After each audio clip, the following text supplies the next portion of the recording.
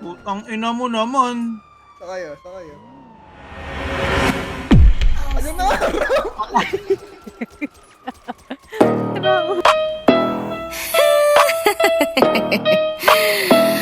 I'm back, bitch.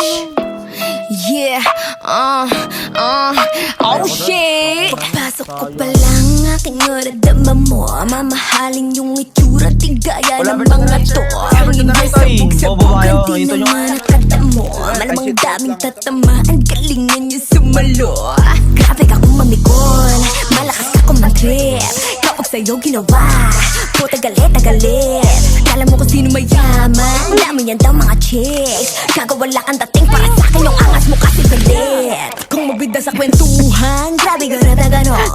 Ayaw patalo sa kwento, parang danas siya lahat. Yung kanyang pagiging mayabang, nakatatak sa balat. Siya daw yung pinakamayaman, dapat siya lang yung angat.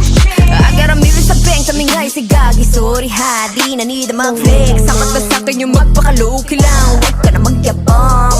Tama na kasi corny na, taas tingin sa sarili.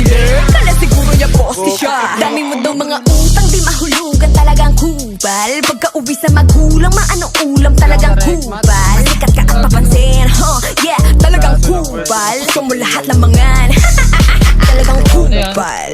Napakabisa mga best, sa paninira siya the best. Kapal na mukha na mag-flex ang luka niya, tas caption feeling blessed. Sak sa likod kasi nga ang get, yung mga yabang niya pilit. Kung sino yung mga umaangat, dun siya sisiksik. Kang sikit-sikit na sa industriya, tapos didikit ka pa ng pusika. Di ka nag-iisip, kaya nahuli ka. Imik ka ng imik, napaka-stupida. Dami mo daw ginagamit, dami mo daw dinadali, dami mo daw sinasabi sa'kin, pero sa'kin wala ka sinabi.